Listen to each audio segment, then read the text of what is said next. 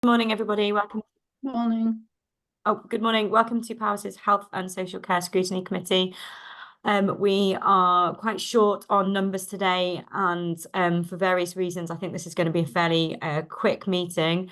But if we just go through the formalities, have we got any apologies, please, Kath?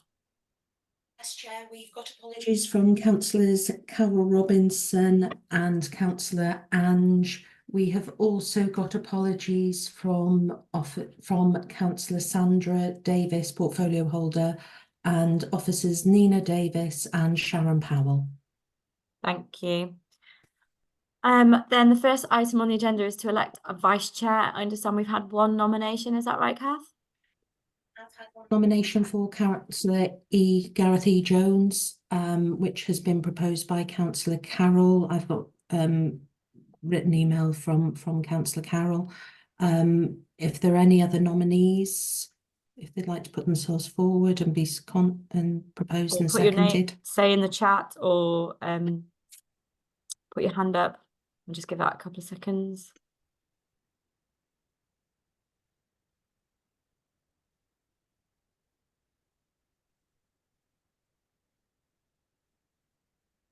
Okay, I can't see anyone's typed or put their hand up, in which case I would be happy to propose Councillor Gareth as vice. If anyone would like to second it, please. Councillor Chris, are you happy to second? Thank you. And do we vote on it, Kath? That's it. If everybody would like to then to just concur and vote. Do a show of hands, either way. Oh, sorry, I've just realised that my video's gone off. Yes. Oh. Okay, is that your hand up, Liz? Yes. Yeah, sorry okay, about well, that. I'm not sure what's happening there. That looks unanimous. Congratulations, Councillor Gareth, on continuing to be vice chair. I really appreciate your support and in particular your attention to detail and knowledge of financial affairs. Thank you. Long may it continue. Can I thank the other members for the confidence in me? Okay, right. So declarations of interest. Anyone got anything to disclose? Anyone got any interests in day services particular?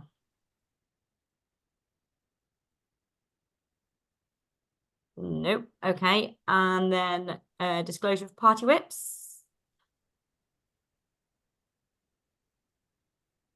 None. Okay, right. My agenda is just frozen because that's typical. Let me just open it back up again.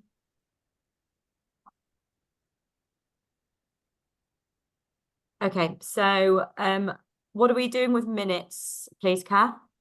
We're not. The minutes of the meeting from the 11th of April are still with officers just for proofreading and checking. So we'll park that for the next one. Yes, please, Chair. Okay, so the next item is the Corporate Safeguarding Board report, which is something that we look at quarterly. There has been a change to how we usually get the papers for this. We usually get the papers that sit behind it. So I think we're just going to be limited today to getting an update from Councillor Richard Church, who I'd like to welcome to your committee, and also Sharon Fruin. I have asked for us to deal with this slightly differently going forward, in that we would like to have the papers and the updates in advance of Cabinet. So we're not looking at things always retrospectively in case we want to make any comments that also then get included to Cabinet. I think that's how it should work in terms of our feed into this.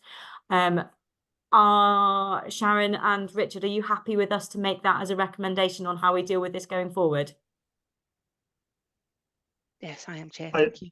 Yeah, I think so. I think it obviously depends upon the timing of your meetings in relation to Cabinet and corporate safeguarding, and I don't know how that will work. And if things are prepared in time. Yes, and as a principle, it seems like a sound one to me. Okay, thank you for that. Okay, and on that note, then I'll hand over to you. Just if you can give us an update on how your last, on how the report went when it was fed to Cabinet, and whether there's any key headlines, changes in trends, or issues that are on your radar that you're starting to either get concerned about or that you think actually we're starting to see a real improvement in that area, please? Okay, I'll leave it to Sharon or others to comment on any changes since this meeting was held and since this report was dated. I mean, you've got the brief report in front of you, and I think a lot of it you were already well aware of, particularly in relation to the JICPA review, which happened now back last year. And we received the report on that in February, and it made quite a lot of favourable comments about our performance in relation to safeguarding. But it did make some recommendations, and as you can see, the director has said that those recommendations are being implemented. I would like to highlight the workings of the Bothwell's Safety Group, because they really do some fantastic work around the time of the Royal Welsh Show in particular. And of course, we've got that coming up soon. And what they do to help make people safe during that show, I think, contributes importantly to the work of other public bodies. And I know something that we were keen to see whether we could demonstrate is that the work that the Safety Group are doing is not only making people safer, but saving on the work of the police, health and ambulance services. And I just think we want to demonstrate that so that we can show that we're not just making people safer, but we're saving costs to other public services too. Just going on, there is a change in the lead or in relating to channel. I think Sharon may be able to explain more about that. And we have looked closely at elective home education and fixed term exclusions, and we are concerned about the number of young people who are being educated at home and making sure that they are being educated safely. I think those are the only points that I can raise, but obviously if there are any questions, if we're not able to answer them now, then I think they could come back to your next meeting. Thank you, Richard. Sharon? Thank you, Chair. I suppose that one key thing to note for me was the regulatory tracker, as usual, was scrutinised and to know that items are either green, so either on track or they've been completed. I can confirm the chair of the channel panel will now be Karen Arthur in Adult Services as our lead adult safeguarding officer. And I think the only other point to note is as has been a trend over the last year or so, is that increased demand at the front door, and that we are, we're monitoring that and taking the right steps to make sure that we are coping with that demand. Thank you. Thank you.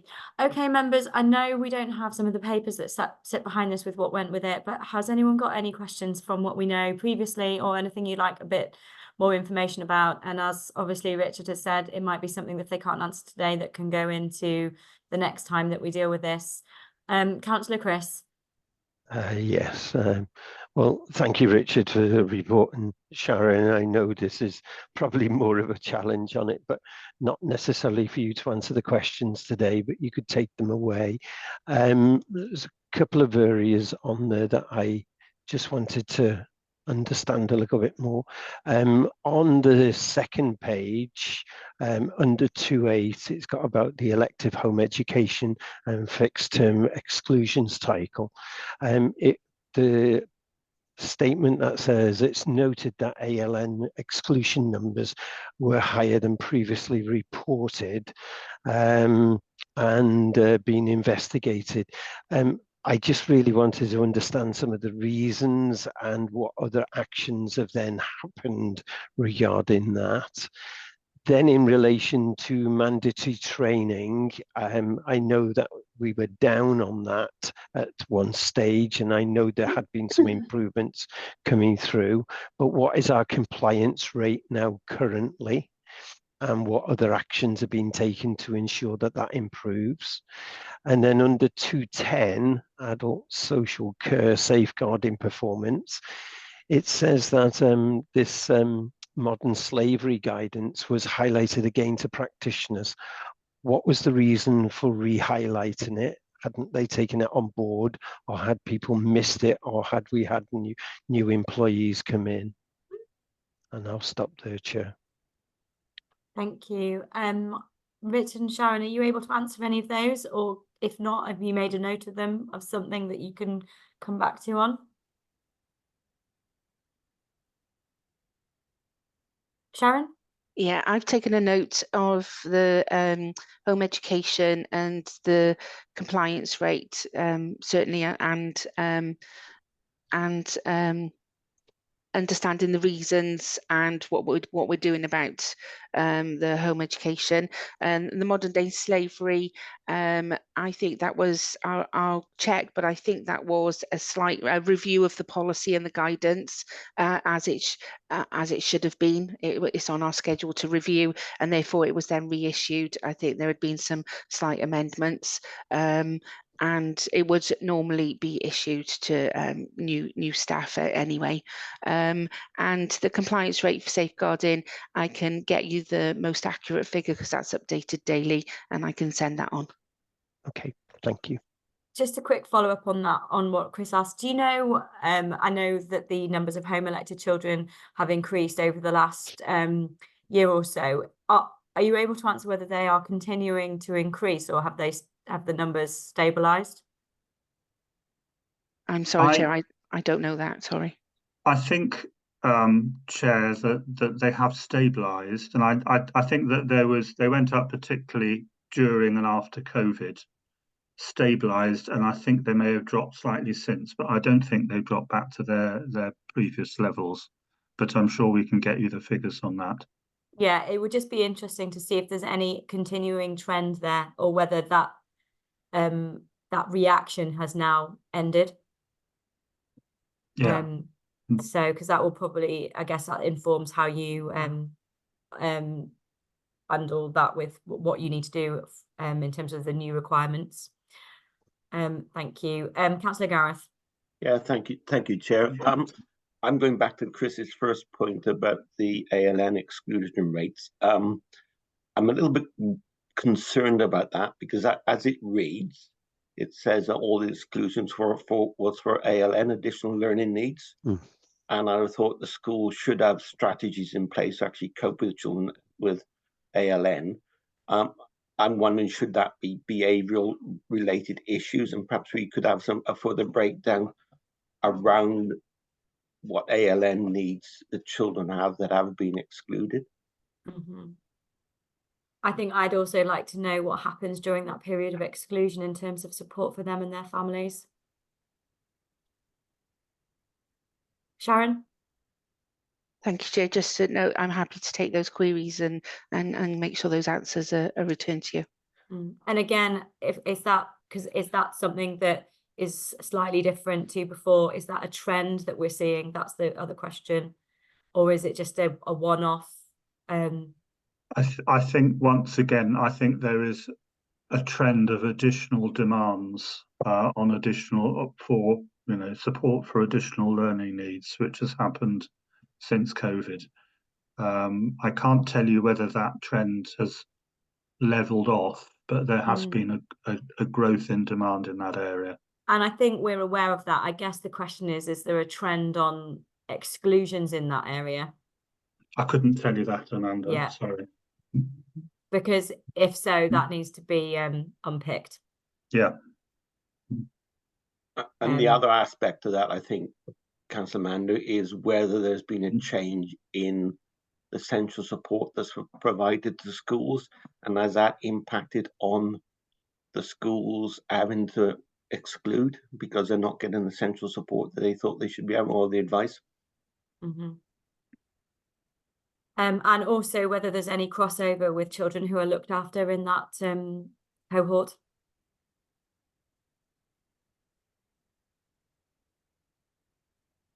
Have you got a note of all of that? Is that okay? Thank you. Any other questions from members? Okay, right. Liz is trying to ask Amanda. It's not a question, Amanda. It's Sorry, an Liz, I didn't see your hand. Sorry, it's an observation, Amanda. It sounds like that might be an area for a deep dive, given the cross-cutting issues that have just been raised by yourself, Gareth, and Chris. I think so. Sharon, if we're able to get that information in advance of the next quarter, that would be great. If we could get it over the summer, then we can have a look at as a committee whether or not that's something we could maybe do a deep dive in as a mini working group. Absolutely, Chair. Thank you. Well, good point, Liz. Thanks. Okay. Right. So there's no more questions on that. The next item is the engagement activity on the day opportunities review.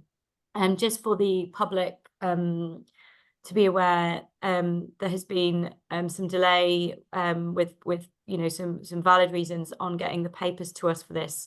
So as a committee, we haven't had a chance to really review this paper. It is something that we want to be able to look into quite deeply, not just in terms of where this goes, but also how this analysis of the engagement activities has shaped and the documents that sit behind this. So I've therefore taken a bit of an executive decision today that we're not going to be talked through this paper in detail. I want that to happen under proper scrutiny formalities. So what I have asked for from Sharon and from Pam, who is Pam still here? I can't see Pam on my screen. I'm still here.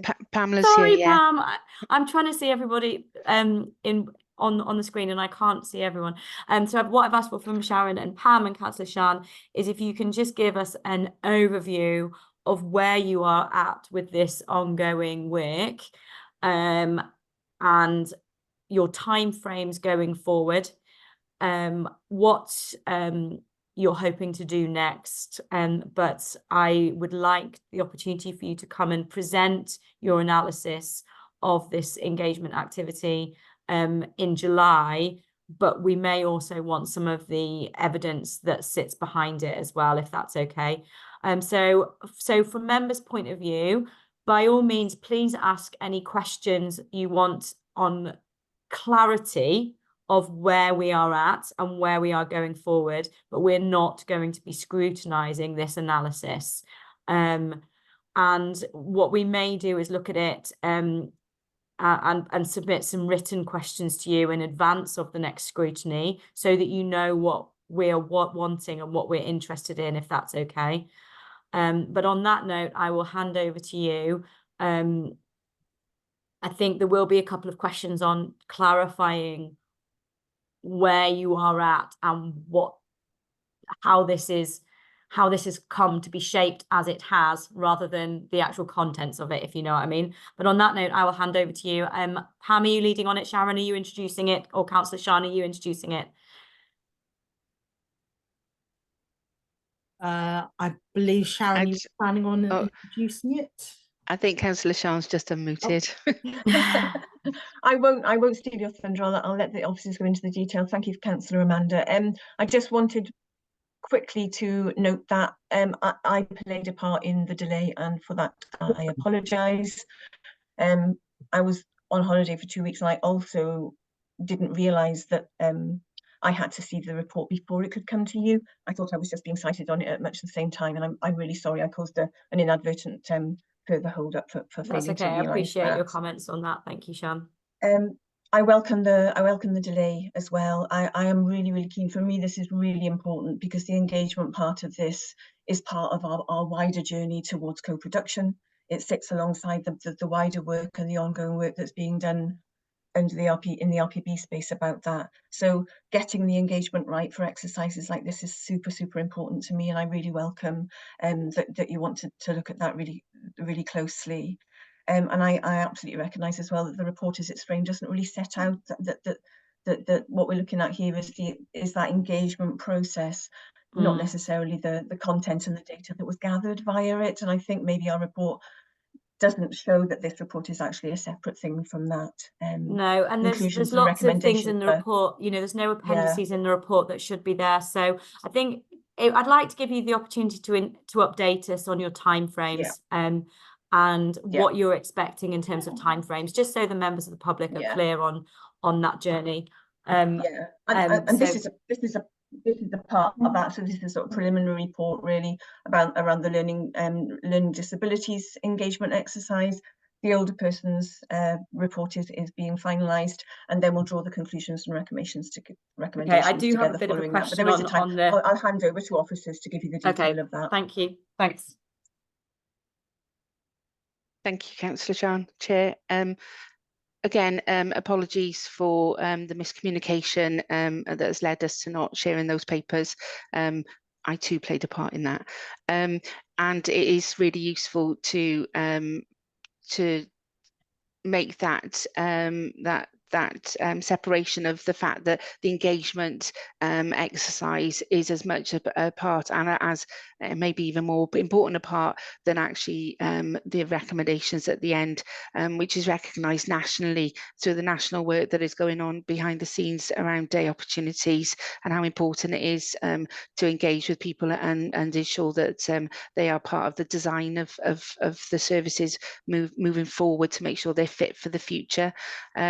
So the team had undertaken a quite rigorous and lengthy engagement exercise at the end of last year, and I won't steal Pamela's thunder to tell you what's happened, but Pamela's got a brief presentation to just show you what's happened to date and what the next steps are. And we too recognise the role of scrutiny and appreciate that, and would welcome those questions beforehand so that we can actually do this piece of work justice. So I'll hand you over to Pamela. Thank you. Thank you, Sharon.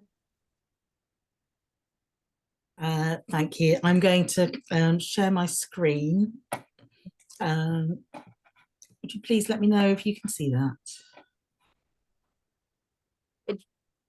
Yes. Yeah. Thank you, Chair. Thank you for inviting me today. I appreciate the circumstances of this presentation aren't what was originally planned, so I will give you an overview of the engagement process and then take any questions. And if there's anything in here that you'd like to know more about or that you think requires further analysis, we will be coming back on the 18th of July at that point with both reports combined, and also with the list of recommendations once they've been subject to further checks internally that they're the right things that we're putting across. So the there we go.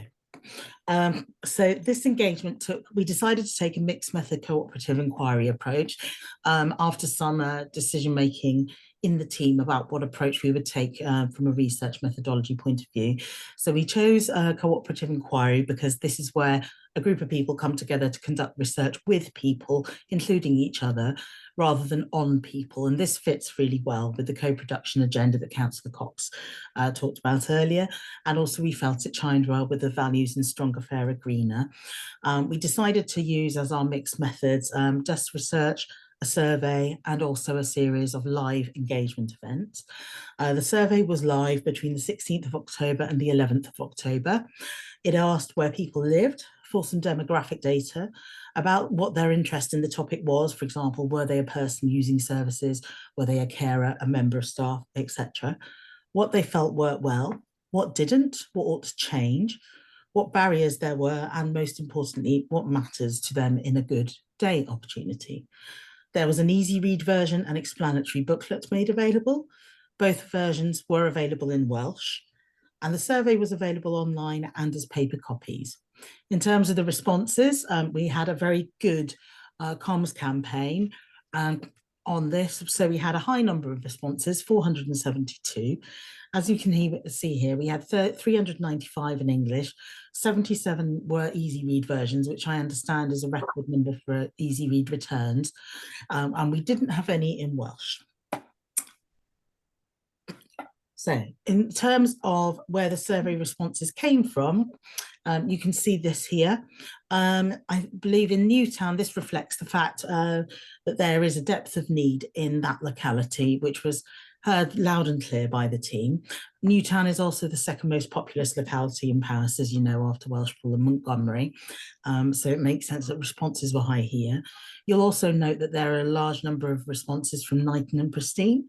This is for several reasons. So people understandably had questions about the reopening of East Radnor Day Centre, which I understand is now open for lunch club twice a week, and also our home support services are based there.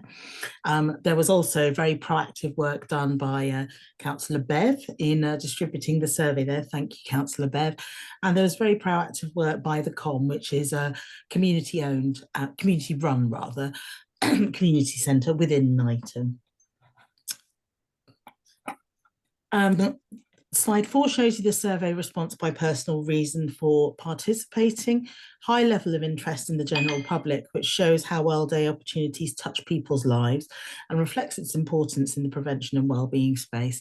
And when I return in July to give further analysis, I'll explain a bit more about how that interlinks with various pieces of work that we're doing and how there's synthesis and collaboration going on there. Slide 5 shows the numbers of people attending the engagement events.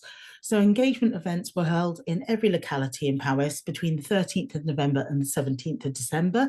And then I believe later there was an extra session held by Councillor Cox in Welshpool at the Community Haven, for which we're really grateful. That was some very rich information given there. 2 events were held online. We made sure that events were held in the daytime and also in the evening in order to maximise the accessibility and the availability for service users to attend. 3 events had no attendees. 1 was an online event, 1 was an evening event, and 1 event had to be cancelled due to service need. All the events run by the team were available in English and Welsh, and we ensured physical accessibility in all venues, as well as dementia-friendly and neurodivergence-friendly venues where we could. We also made sure that there was a native Welsh speaker available for all events. You'll see here our total number of attendees was 357 people. Service users made up 118 of these, and other stakeholders, and this would be a mixture of general public, councillors, staff, stakeholders, third sector, and other statutory partners made up 239. Oh, apologies. Slide 6 shows you the service mapping, and this began prior to the survey and engagement. There is a bit more in the report about this, and completely understand if councillors would like to read this and write back to me with questions where applicable. So the service mapping began prior to any survey or engagement activity. We started with our in-house services and our commission provision, and we used a mixture of desk-based research, for example, looking at Dawes and Info Engine, speaking with colleagues from leisure. Our councillors were very helpful. Councillor Cox, thank you for disseminating this work into the community. There was an emerging picture which is still evolving, and what it showed us is that the landscape regarding day opportunities is not static, it's very dynamic. Communities are very proactive, and neighbourhood resilience and production is alive and well.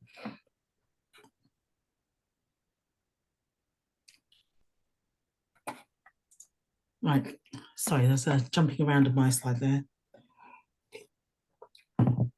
So this is a mapping of services by location. The provision, as you might expect, mainly fits with where the main towns in the county are, and this also fits broadly with sustainable Powys. Oh, sorry, was that a question? No, it's just me coughing. Apologies. Excuse me, sorry. So yeah, there is further analysis available on this, albeit possibly better suited to the July meeting when councillors have had a chance to read through properly and view the recommendations and full analysis and appendices. So what is available in your area? So this slide shows there's quite a diversity of things. In honesty, we struggled to capture absolutely everything that was available. And we got this information from a combination of the survey results, engagement discussions with people, and also the desk-based research. So this shows, I think, the variety of things that are on offer. It also shows that there are some things that are more universally on offer. So, for example, sport and exercise is available to the universal population. And we found that other wellbeing opportunities are highly valued and starting to emerge within particular pockets of activity. So what's working well? So people felt that the overall day centre experience as delivered by our in-house services and commission providers is working well because there's a warm space and community area, and there's friendly staff, and it offers the opportunity to socialise. Hot meals and respite were valued. Peer support, having fun was actually brought up more than once, and I think it's important to recognise that. Transport does work well where it's available.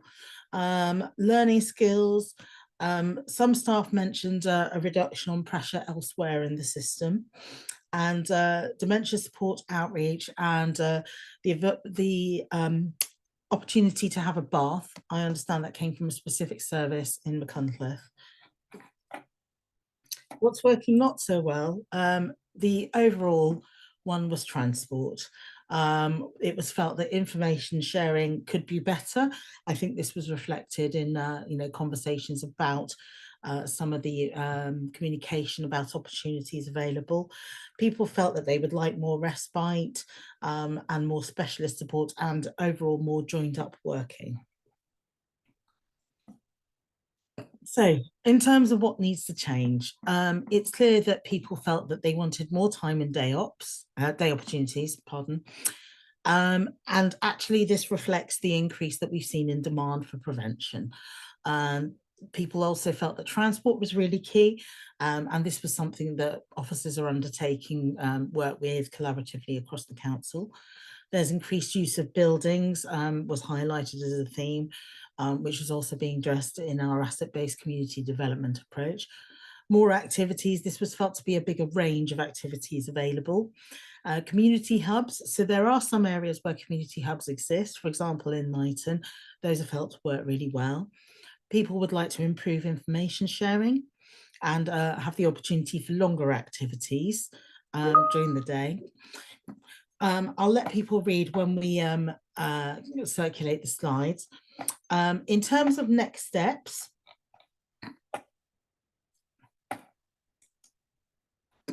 I'm happy to let councillors know that this report is currently proceeding through internal checks. This was the learning disabilities report that you had circulated. The older people's report is currently being reviewed internally and will go to social services briefing on the 27th of June. We'll then proceed through cabinet. Sorry, my apologies. It will then proceed through a corporate leadership team in July before coming back to scrutiny on the 18th of July and cabinet on the 30th of July. So the next steps are that we are looking at all the information that came from the engagement, putting together recommendations that are concrete and tangible. We will bring those back to you in July. Okay, thanks, Pam. I think you've answered one of our questions because it was unclear as to how come we only had reference to learning disabilities in this report, and I wasn't sure where the older person's analysis and the results of that engagement sat with all of this. So that is helpful. My main question then is, what are the timeframes in terms of you coming up with options? And what are your timeframes for decision making and rolling that out? Because I want to make sure we can, if we feel that there are issues with the engagement exercise and that there's anything that we would like to recommend is revisited, how is that going to sit in with your timeframes? Yeah. Okay. So, oh, sorry, Sharon. No, I think, Chair, I think it's a really valid point that actually the scrutiny of the engagement needs to happen, and those timescales are too tight probably and will need to be altered, I would suggest. We are finalising the data analysis on the older adults engagement in the next week or so. We met this week to just start doing some of that, and the option, we were looking to draw the options and some ideas of some recommendations for consultation over the next 3 or 4 weeks, ready for CLT. But So, if we're going to scrutinise the engagement and its appropriateness and rigour, then we would need to move those dates back. yeah, so when you come up with those options, do they then go back out to consultation? Yes, well, yes. And so then when, I know this is possibly a difficult question, but when are you hoping to be in a position to make some decisions on which options will be pursued? I suppose Or is it that- will, yeah, I suppose it depends how long it takes for us to get through this process Okay. of scrutiny. Okay, because there may well be things that we can do outside of formal meetings, Yeah. and it's just I don't want us not to play a part in this. No, absolutely. So, Councillor Gareth. Yeah, just very quickly, I need to declare an interest because I am a trustee of the Wales Community Support Group. But my question is, there are questions within the reports. For example, under paragraph 4.2.5, there's a statement, there's also a community car transport scheme. However, it's not clear if this accessed by any adults aged 18 to 65 with care and support needs. In my mind, that's a question, and I want to know, well, I would be asking what is the service doing to check up if there are any adults of that age range accessing that support. You know, to me, if you're raising a question, you need to also state what actions you're taking around that. And are you going to clarify some of this information with other members of the community? If you've got a report out and it says something around a service being provided in Crickhowell, which is also provided in Prestige, Knighton, Bilthus or Gunlice, and not mentioned in the report, that's just going to raise issues. I know you only working in the information you've got, but it's putting questions into people's minds. Sharon, are you able to come back on that, or is there anything you want to respond? Yeah, I think you're absolutely right, Councillor Gareth, that if we're asking questions, then we need to answer them, and the team will be doing that through the process of the analysis and the recommendations. I think it was a concern of myself as well that we won't have captured everything, and it's a correlation of all sorts of different information streams, not just the engagement. So we've got work that we're doing with the third sector forums and our early help and prevention collaborative, where we're gathering data around what's out there and what's available. So there's various information streams that are coming in to inform all of this. But I've no doubt that we won't have heard about everything. And that's that check and balance about taking it back out to get that check and balance around, is that what we've heard? Have we understood it completely? Is there anything further to add? And one of the thoughts around a directory of information, that's something that we really need to drill down into, because we've already got DAWIS, we've got Info Engine, we've got all sorts of different places where we collect data, but it's only as good as the people who are putting the data on and the information and how we keep it up to date. So I think there's something about how do we continually update information and capture what's happening and review what's happening that we need to bottom out as well. Sharon, when in the education side of things, when they've been looking at making decisions such as whether or not to close a school, and they've done an engagement exercise, the papers that got put with that include anonymized responses. So I think it would be good for us to have anonymized survey responses, a selection of them at the very least, as well as copies again of the questions that were asked, and copies of the materials at engagement events as well, and how you collected any responses from those engagement events. Was there a note taker? Was do people complete those questionnaires there, or were they just given the information to go away and complete those surveys? So there's that kind of thing that I think that I'd like that sits behind this. Councillor Chris, have you got something you'd like to ask?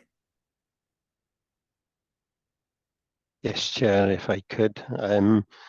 Thank you, and I think the discussion and presentation by Pamela has been really helpful. So thank you for doing that, because it puts things into a bit more context and clarity. Because when I was looking at it, I was thinking, hang on a minute, where's the older persons? And that was the one I was looking for. Although the report that's in there is quite interesting, but I need to give it further scrutiny. I just want to come on to, first of all, I think it was helpful to have the explanation around the co-production and using of the mixed methods and the engagement model that you've used. There's a couple of things, though, that I want to get some consideration of. One is the response rate, because you've done some form of survey on there, and you had 472 responses. Out of what? So Yeah. is this in relation to service users using that particular service, or is it the whole of the powers population? Because any valid questionnaire survey that you do academically has to be over 16% for it to give it more weight and validity going forward. So I'd want to understand that. You then mentioned that you'd done some engagement events where you'd had 357 people attend. Were there any duplications from those people that had filled in the survey? Because that could show potentially a bias in on that. So it's around how you've looked at that to making sure that that's robust enough and that on the. Can I just interject on that point, Chris, please? Yes. Also, I'd like to know those attendees, what was the breakdown between service users and councillors and third sector organisations? Because I know for some engagement events, there was a very small number of attendees, and they were not attendees, service users. They were a councillor and, for example, members of CLICE. Yeah. Sorry, Chris, for interrupting. No. I think this helps with the validity, because as Councillor Sean said, this is about co-production, and we do need all of those people to be engaged in the process, Amanda, in order to make it robust. But we also just need to understand it for the transparency aspect within it, so that when you're then starting to make decisions of service provision as a part of sustainable powers moving forward, that is more on a robust level. The other thing that I would ask for you to then look at when you're drawing conclusions out of the future model is what considerations are being given to the impact of a decision. So if you decide that you're going to do X rather than Y, what is the consequences of X? Because sometimes we'll make a decision here in the local authority, but that will have a consequence to our partners in healthcare, for example. And do we just push it to a different part of the system? This is about remodeling the system where all parts of the system come together. And I think there's a real opportunity to do this. This is about a preventative strategy coming in place to stop people going into hospital in the first place and keeping them at home with that support package that's then enabled. And that's where it then starts to tie in with our recruitment strategy around grow your own, about domiciliary care, etc., etc. And we just need to build on that. And that's what I'd like to see on there. I think there's a real opportunity here, and I'm glad we're seeing sight of it.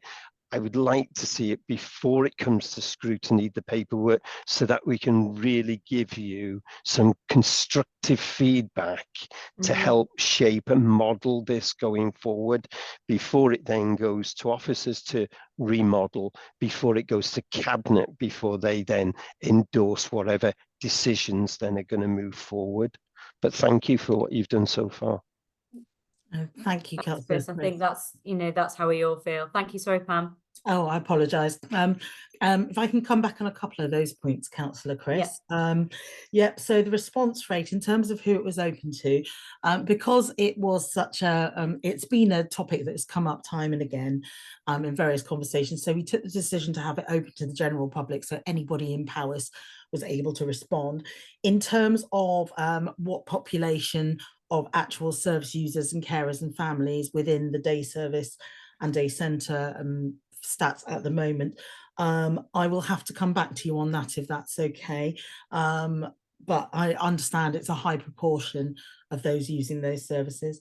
Regarding the 357 who attended the engagement events, who of them had filled in the survey, we weren't able to gather that information, I'm afraid, so we don't have that available. In terms of the breakdown of service users by who was a councillor and third sector, we did ask for that information at the events. We had a sign-in sheet. Not everybody chose to give it. However, I will go back to the team and see what information we do have. And I'm just looking at my breakdown of information that I do have. Chair, you are completely right in saying that there were a number of events where there were just, well, I don't say just, but where there was no service user specifically, but there was a member of Slice and or a councillor. And I will go back. What I can tell you is that the number of service users versus other attendees amongst the total in each event. And I won't read them out now, but I'll make this information available. Yeah, that would be great if we could have that in the next draft of this report, please. Absolutely. And in terms of what considerations are being given to the impact of a decision, yeah, very, very important point indeed. My answer to that, so decision making will follow a process where there's an options appraisal, cost benefits, risks of all options will be weighed in that, and that will be fully lined out in terms of the impact on the system, both internally to the local authority and elsewhere. We've been having a lot of conversations about prevention across the piece, including through the Early Help and Prevention Collaborative, which is really important with health and third sector. And it does feel that these things are starting to coalesce into one system approach. So Councillor Chris, I would welcome any comments you have when I come back to you with the information about options, about the impact on the system as a whole. Thank you, Pam. And yes, if those other points that Chris has raised, where you are able to get the response rates information, if you're able to put that in the next draft of the report as well, that would be great. Absolutely. Just a couple of points for me that I would like to see again in the report is I think it needs to be made clear where you're looking at specific areas that services have closed during or just before or during COVID and haven't reopened. If you're able to include that information, that would be helpful. And then also where you're able to give an overview of the home support services as well and how that fits in with this. I may be wrong, I can't see there's mention of that in the report, but I want to know whether or not that is something that you have looked at in conjunction with this, and whether you've got any analysis on that as well. We do, Councillor Amanda. This will follow. So home support. This was looked at largely more in the older people's report. So there was some information there, and that will come. Home support does have some with support for those with learning disabilities, though, doesn't it? It does. That's correct. But it's largely used by people aged 50 and over. So in the lens we were looking at it at the time, eventually it will be included in the one report when both are combined. Okay, great. We have a Teams channel for this committee. So what would be really good is if all of the data you're able to get with this and the documents and everything that sits behind this and the next draft of this with its appendices, if we could get that to Kath to get in our Teams channel, as early as possible, so we can all start looking at how we can work to do as good a scrutiny exercise as possible, that would be really appreciated. Absolutely. Thank you. Councillors, have you got any other questions? Sharon. Thank you, Chair. Any questions from councillors? Thank you. I was just wondering if we wanted to discuss now or outside of this around how we introduce people with lived experience for you to have contact with and discussions with, and how we think. I would really like to do that. We have discussed this previously as to how we can speak with service users or even potential service users, because not everybody has access day opportunities, and how best we could do that. So I think that's something we could take offline. Okay, great. Thank you. Anyone else got any comments they'd like to make? Nope. Okay, thank you, Sharon and Pam and Councillor Shan, for coming on that one. All we need to do is look at the forward work programme, which I think I'll take in private, as I'm slightly aware that the July meeting agenda now looks incredibly full. So I think we may need to put in another meeting in the diary for over the summer, and go from there. So thank you, officers and cabinet members, for coming. I appreciate your time, and thank you for the comments about the delay. I appreciate your candor with that on the papers. Thank you. Right, members, if you can stay on, and Kath, if you could take us offline, that would be great.